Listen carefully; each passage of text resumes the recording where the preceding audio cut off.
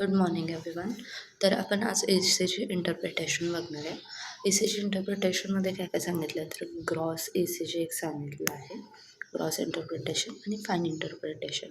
ग्रॉसमध्ये काय सांगितलं आहे की आपल्याला ईसीजी स्ट्रिप हातात आल्या आल्या जे ओझरतं किंवा ढोबळमानांचे इंटरप्रिटेशन असतं त्याला ग्रॉस म्हणतात, म्हणजे जे पटकन होतं. आणि फाईन म्हणजे काय आहे तर ईच वेव्ज कशी आहेत त्यानुसार जे इंटरप्रिटेशन होतं त्याला फाईन इंटरप्रिटेशनमध्ये. तर ग्रॉसमध्ये फर्स्ट काय आहे रिदम, त्याच्यानंतर हार्ट रेट आणि मग काय ॲक्सेस. ओके, तर फर्स्ट आपण रिदम बघूया. रिदम, आता रिदम आहे ते आपण बघतो सेकंड लीडमध्ये. ओके, सेकंड लीडमध्ये बघतो. याच्यामध्ये काय सांगितलं आहे की each P should be followed by Q R S complex. म्हणजे काय आहे तर हा पी आहे हा फॉलो व्हायला पाहिजे क्यू आर एस कॉम्प्लेक्सने. त्याच्यानंतर पी आर डिस्टन्स, म्हणजे हे पी इतर एंड होतं आणि हा आर इथे स्टार्ट होतो. तर हा डिस्टन्स आहे हा सगळ्या लीड्समध्ये, म्हणजे सेकंड लीडमध्ये हा डिस्टन्स सेम असायला पाहिजे आणि कॉन्स्टंट असायला पाहिजे. आणि पीची मॉर्फॉलॉजी, पीची मॉर्फॉलॉजी म्हणजे काय तर त्याच्यामध्ये आपल्याला ॲबनॉर्मल काय आहे बायफेड पी येतं किंवा पी ओव्हरलॅप बाय पी एक येतं. त्याच्यानंतर इन्व्हर्टेड पी येतं, ॲबसेंट ऑफ पी येतं. ह्या कोणत्याच अबनॉर्मलिटीज नसलेला, म्हणजेच हा वाला पी जो नॉर्मल पॉझिटिव्ह पोटेन्शियल दाखवतो तसा असायला हवा. त्याच्यानंतर R R interval should be equal. Okay, म्हणजे आता ही जर कंटिन्यू झाली पुढे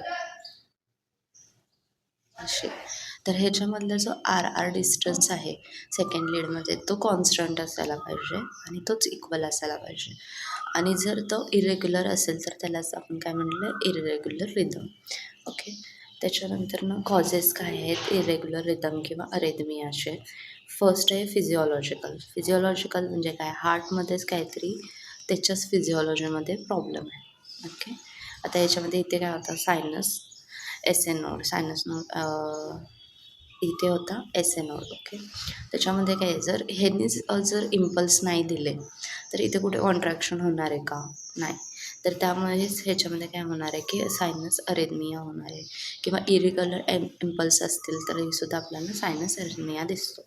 आता पॅथॉलॉजिकल म्हणजे काय आहे तर आता डिसीज वाईज किंवा डिजनरेटिव्ह डिसीजेस असतील तर त्याच्यामध्ये कुठल्या डिसीजेसमध्ये होणार तर आर्ट्रियल फिब्रिलायझेशनमध्ये आपल्याला अरिदमिया दिसू शकतो किंवा व्हेंट्रिक्युलर फिब्रिलायझेशन. याच्यामध्ये फिब्रिलायझेशन म्हणजे काय तर excessive or less movement of the atria or ventricular contraction असं आपण घेऊ शकतो. हार्ट रेटमध्ये त्यांनी काय सांगितलं आहे की हा पण आपल्याला सेकंड लीडमध्ये बघायचं आहे. हार्ट रेट आता आपल्याला माहिती आहे कॉन्सेप्ट की heartbeat heartbeat per minute is called as heart rate.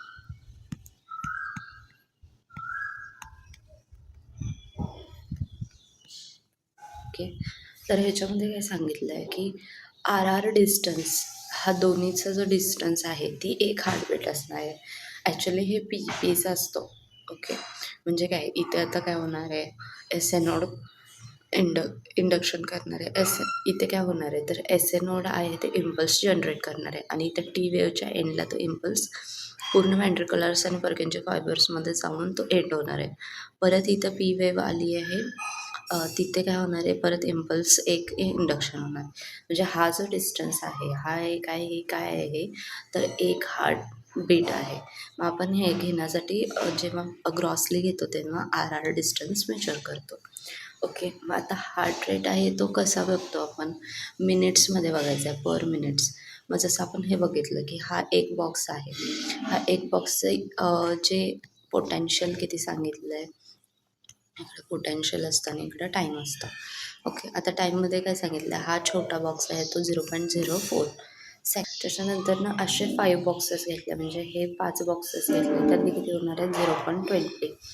हे किती झाले पण 0.20 सेकंड झालं 5 बॉक्सला. तर असं 1 सेकंड कंप्लीट 1 सेकंडला किती होतात 25 स्क्वेअर्स, म्हणजे स्मॉल स्क्वेअर्स होतात. ओके, म्हणजे किती होणार आहे 1 2 3 4 5 हा असणार आहे 1 सेकंड. ओके, आणि असंच 1 मिनिटसाठी किती होणार आहे तर 1500 स्मॉल स्क्वेअर्स होणार आहेत. ओके, तर ह्याच्यानुसारच आपण बघणार आहे. मग ह्याच्यामध्ये कंडिशन काय आहे, की हे जे आहे आर डिस्टन्स हे रिदमिक असलं पाहिजे. जसं आपण आता शिकलो, की ह्या दोन्हीचं डिस्टन्स इक्वल असायला पाहिजे. आता ह्याच्यामध्ये रिदम्स पण बघताना कसे बघणार आहे, आता ह्याच्यामध्ये किती आहेत, 1, 2, 3 मोठे बॉक्सेस 3 आहेत. ओके. इथं जर ही लाईन कंटिन्यू झाली, तर आता इथे काय असणार आहे, 1, 2, 3 म्हणजे इथे यायला पाहिजे हे. थोडंसं पुढे गेलं आहे. बट हे आहे ते काय होणार आहे मग अरिदमिक होणार आहे. ओके. बट इथेच जे दाखवलं आहे ते रिदमिक आहे. त्याच्यानंतर काय सांग, heart rate is equal to 1500 divided by R R interval. Okay. आणि आर आर इंटरवलमध्ये काय सांगितलं आहे की त्यांनी ह्याच्यामधला जो स्मॉल स्क्वेअर्स आहेत ते यूज करायचे आहेत. ओके. म्हणजे स्मॉल स्क्वेअर म्हणजे आता काय सांगितलं आहे की हे जे काढायचं असेल हार्ट रेट किती आहे पर मिनिट, आता हे खूप सारे बॉक्सेस होणार. मग त्याच्यामध्ये आपण असा हा फॉर्म्युला यूज करू शकतो. ओके. मग ह्याच्यामध्ये काय सांगितलं आहे, नॉर्मल हार्ट रेट किती असतो, तो असतो तो 60-100 असतो. ओके. 60-100 आणि ह्याच्यापेक्षा जर कमी झाला तर तो काय होणार आहे, ब्रॅडिकार्डिया, आणि ह्याच्यापेक्षा जास्त झाला तो काय होणार आहे, टॅकिकार्डिया. ओके. त्याच्यानंतर इथे एक्झाम्पल एक दिलं सांगितलं, in this E C G R R interval measures 15 small squares. तर रेट काय असणार आहे, आता रेटचा फॉर्म्युला काय होता आपला, 1500 divided by R R in small squares होता. ओके. आता इथे बघायचं आहे आपल्याला, इथे ह्या दोन्हीच्यामध्ये किती स्मॉल स्क्वेअर्स आहेत, हा किती आहे, 1 2 3 4 5 6 7 8 9 10 11 12 13 14 15. तर हे किती झाले, तर 1500 डिवायडेड बाय 15. मग हे किती होणार, 1 आणि हे 100. ओके. म्हणजे हा हार्ट रेट झाला.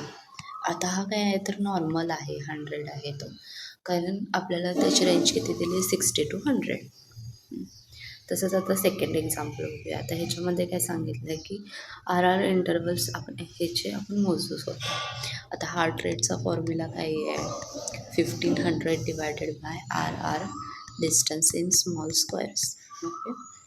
1500 डिवायडेड बाय हे किती आहेत आता, 1 2 3 4 5 6 7 8 9 10 11 12 13 14 15 16 17 18 19 20 21 22 23 24 25. हे 25 आहे. ओके. आणि हे याला डिवाइड केल्यावर किती होणार आहे, 60.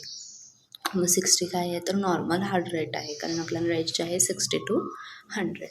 आता आपल्याला ह्याच्यावरून पण म्हणजे लक्षात ठेवता येते ट्रिक, की जर स्मॉल स्क्वेअर ह्याच्या दोन्हीच्यामधले स्मॉल स्क्वेअर 25 स्मॉल स्क्वेअर्सपेक्षा जर वाढली ही संख्या, ही जर संख्या वाढली तर ते काय होणार आहे, ब्रॅडिकार्डिया.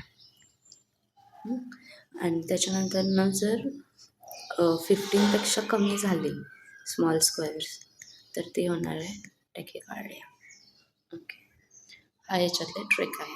आता तर नेक्स्ट काय सांगितलं आहे, की आता अरिथमिया असेल किंवा जर आर आर डिस्टन्स आहे तो इरेग्युलर असेल, तर ह्याच्यामध्ये काय करायचं आहे, तर पहिले जे 30 स्क्वेअर्स आहेत, लार्ज स्क्वेअर्स, त्याच्यामधले आर वेव्सचा नंबर आपल्याला घ्यायचा. म्हणजे आता सपोज हे जर 30 असतील तर ह्याच्यातला आर वेव्सचा नंबर किती येणार आहे, 1 2 3 4 5 6 7 8 9. हा किती झाला, 9. ह्याला काय करायचं, मल्टिप्लाय बाय 10 करायचं आहे. मग हे होणार आहे ना 90. असं ह्याचा आपण हार्ट रेट काढायचं आहे. ओके.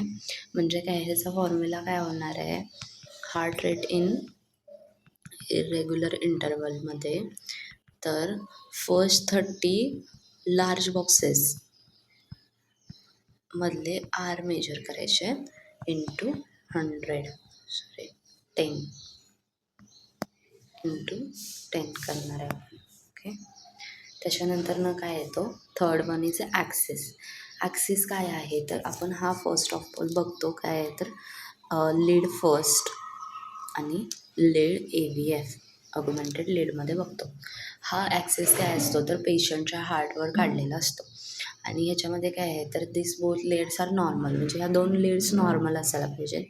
आणि त्यांचा क्यू आर एस कॉम्प्लेक्स आहे तो अपवर्ड दिशेने असायला पाहिजे. ओके, म्हणजे त्याचे जे वेंट्रिक्युलर डिपोलरायझेशन आहे ते नॉर्मल असायला पाहिजे. आता ॲक्सेस आपण तयार कसा करतो मी ते सांगितलं. हा आहे फर्स्ट लेयर आणि हे आहे A V F layer. Okay, ह्याच्यामध्ये काय होणार आहे तर निगेटिव्ह टू पॉझिटिव्ह ह्याचं कंडक्शन होणार आहे. ओके, जे निगेटिव्ह टू पॉझिटिव्ह आलं, सो हे झालं निगेटिव्ह ॲक्सेस आणि हा झाला पॉझिटिव्ह पोल. त्याच्यानंतर इकडून इकडे जाताना काय होणार आहे निगेटिव्ह टू पॉझिटिव्ह होणार आहे. ओके, मग आता आपण ॲक्सेस बघायचा कसा, तर जेव्हा आपल्याला ई सी जी येतो तेव्हा आपण त्याच्यातली फर्स्ट आणि ए बी एफ लीड बघायची आहे. ओके, ह्याच्यामध्ये काय आहे तर जो आर एस पोटेन्शियल आहे म्हणजे काय आहे, ह्याच्यामध्ये काय असणार आहे पी क्यू आर एस आणि टी. आता जे हे आर आहे, आर आहे ती इथून इथंपर्यंत आहे आणि एस आहे ती इथून इथंपर्यंत आहे. म्हणजे आपल्याला एवढ्यातच कळतं की ह्याच्यामध्ये कोण आहे R is greater than S. म्हणजे हे काय होणार आहे तर पॉझिटिव्ह होणार आहे. हा पोटेन्शियल कसा असतो, R greater than S is positive, if R is less than S is negative, आणि R is equal to S असेल तो पण पॉझिटिव्ह येतो. ओके, त्याच्यानंतर ना ह्याच्यामध्ये काय सांगितलं आहे आता ए व्ही एफमध्ये पण काय सांगितलं आहे की आर आहे ती ग्रेटर दॅन एस, म्हणजे हा पॉझिटिव्ह आला. आणि जेव्हा दोन पॉझिटिव्ह येतात म्हणजे आता हा इकडे पॉझिटिव्ह होतं आहे म्हणजे एक इकडं आली, ए व्ही एफचा पोटेन्शियल घेतला, त्याच्यानंतर ना फर्स्ट लेअरचा पण पॉझिटिव्ह आला म्हणजे इकडे घेतले आणि ह्या दोन्हीचा ॲव्हरेज कुठे आला, हा नॉर्मल ठिकाणी येतो. आता ह्या ॲक्सिसमध्ये काय होतं आहे तर हा जो असतो इथे असतं हे +180 -180 डिग्री सेल्सिअस, हे असणार आहे 90 -90 +90.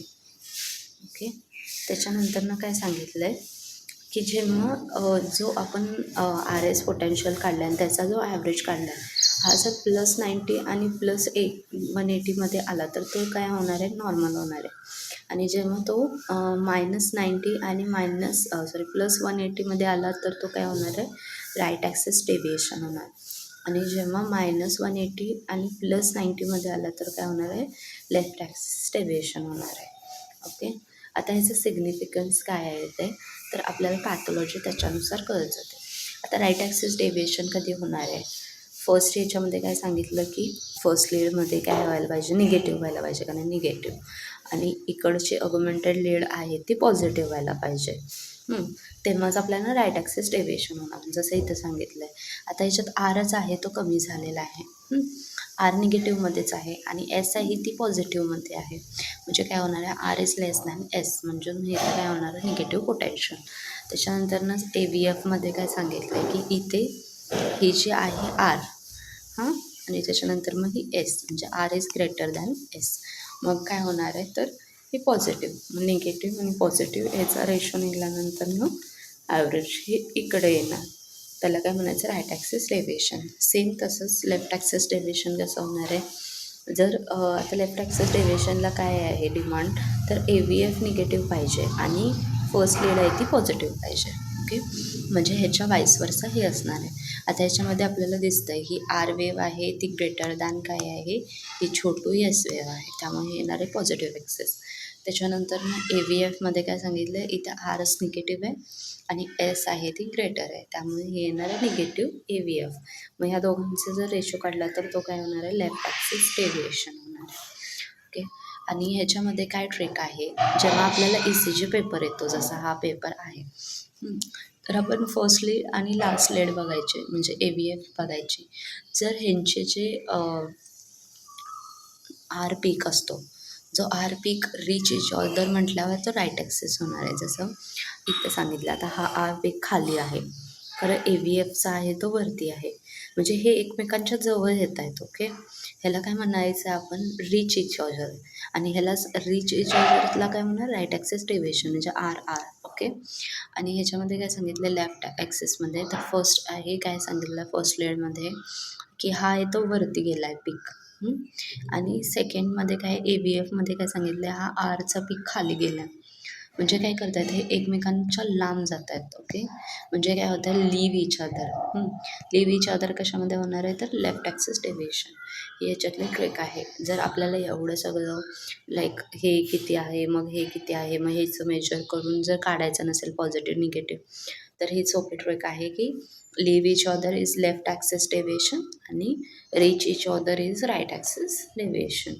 आता ह्याचं सिग्निफिकन्स काय काय आहे तर आता कॉजेस काय आहेत राईट ॲक्सिस डेव्हिएशन म्हणजे जर आपला पोटेन्शियल काय आहे ह्या साईडला गेला राईटला म्हणजे हे जे नॉर्मल आहे हे सोडून इकडे राईटला गेला तर काय काय होणार आहे तर राईट व्हेंट्रिक्युलर हायपरट्रॉफी म्हणजे हे जे सिग्निफिकन्स आहे याचं काय आहे तर राईट व्हेंट्रिक्युलर हायपरट्रॉफी असू शकते.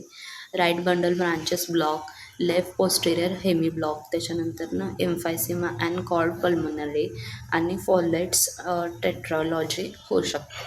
त्याच्यानंतर ना लेफ्ट ॲक्सिस डेव्हिएशन म्हणजे काय सांगितलं आहे हा जो ग्राफिकलचा ॲव्हरेज येत होता तो इकडे जर आला हा आपला नॉर्मल होता हा राईट ॲक्सिस डेव्हिएशन होता. ओके. जर ह्या साईडला आला तर काय होणार आहे लेफ्टला आला तर ह्याच्यामध्ये काय होणार आहे लेफ्टमध्ये तर लेफ्ट व्हेंट्रिक्युलर हायपरट्रॉफी होणार आहे.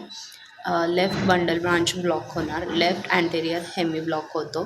त्याच्यानंतर उल्फ पार्किन्सन व्हाईट सिंड्रोम होऊ शकतो. त्याच्यानंतर हायपरट्रॉफिक कार्डिओपॅथी होते. आता तर आज आपण काय बघितलं तर रिदम काय बघितलं आपण सेकंड लीडमधला आर इंटरवल इक्वल आहे की नाही. ओके. हार्ट रेट काय बघितलं इंटरवल इक्वल असायला पाहिजे मग त्याचा फॉर्म्युला काय आहे 1500 divided by small squares. Okay. त्याच्यानंतर ना ॲक्सेसमध्ये काय बघितलं आपण फर्स्ट लीड आणि AVFमध्ये बघतो.